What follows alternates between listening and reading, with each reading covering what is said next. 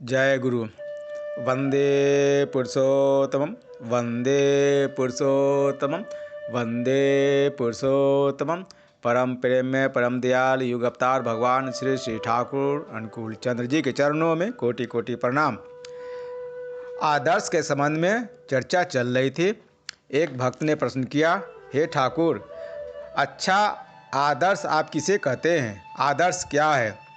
इस पर श्री श्री ठाकुर जी ने कहा, आदर्श का अर्थ है सहज बातों में ऐसा एक जीवंत मनुष्य जो अपने प्रियतम की अकाट्य प्रीति के लिए अपने प्रिय को उसके अपने माध्यम से पारिपार्श्विक को सेवा में, साहचर्य में, समवेदना में अपनी बहुदर्शिता को लेकर बचने व वृद्धि पाने को उद्दीप्त कर एक सहज उन्मादना में दुख कष्ट का भ्रूक्षेप किए बिना प्रतिष्ठा करता है और उसके ही भीतर से मनुष्य देख पाता है अपना पथ, ताकि वह जीवन व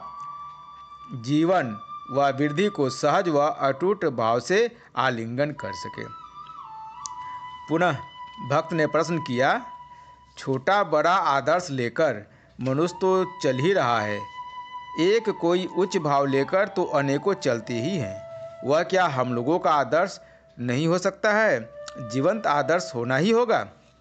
इस पर परमपिता श्री श्री ठाकुर जी ने कहा, आदर्श का अर्थ है वही जिसके भीतर स्वयं को प्रतिफलित कर देखा जा सके। वैसा होने पर ही स्वयं को मैं देख पाऊंगा, ऐसा कोई एक मेरे सामने जरूरत है ही, और वह कुछ हद तक होगा। मेरे ही जैसा एक मनुष्य जिनके चरित्र से मैं सहज में सब प्रकार से प्रतिफलित हो सकता हूँ, और उनके चरित्र के माध्यम से मैं स्वयं को देखकर किस तरह से मुझे चलना उचित है, चलने का पाथे उससे संग्रह कर चलने के पथ पर आबाद होकर चल सकते हैं। और तभी ऐसा कोई जिसे मैं जानता नहीं हूँ, देखा नहीं हूँ, किसी से सुना नहीं हूँ या किसी के चरित्र में पाया भी नहीं हूँ, इस प्रकार का भाव कैसे आदर्श हो सकता है? और इसके अलावा मेरा कुछ न कुछ प्रतिफलन तो मेरे पारिपार्श्विक के भीतर हो ही रहा है, उसे देखकर तो चल ही रहा हूँ। इसीलिए उस चलन में चलने के तरीके वैसा कुछ प्रस्फुटित नहीं हो रहा है।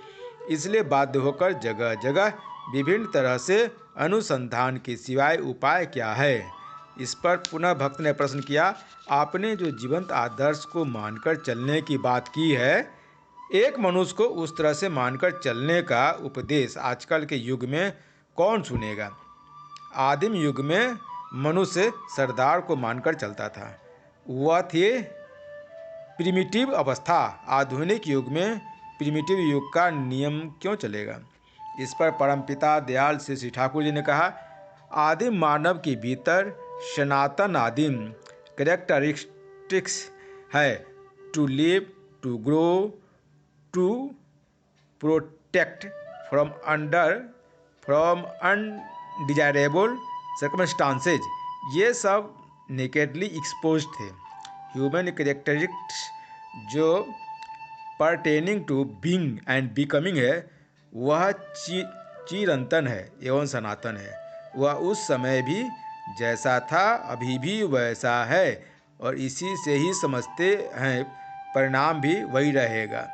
बचने के लिए, बढ़ने के लिए जिस तरह से जो चीज़ के द्वारा उसे फुलफिल करना है, उसकी क्षुधा जीवंत है, जो उन सब के भीतर एक ही प्रकार का एक लिविंग अर्ज की तरह प्रस्फुटित संवेग होकर सजग चलन में ही चल रहा है।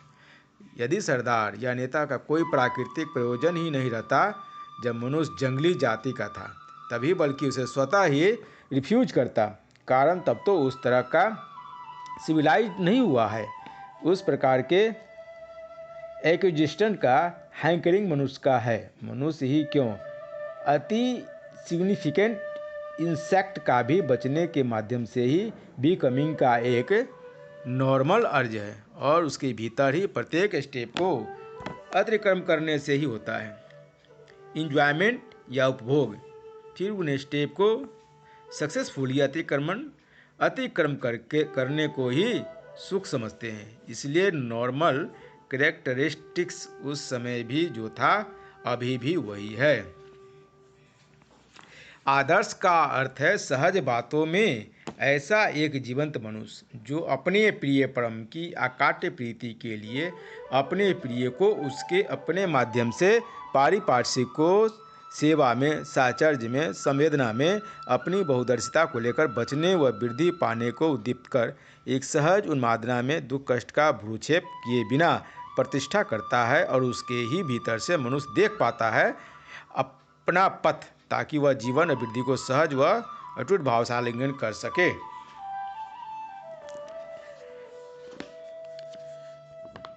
जय गुरु।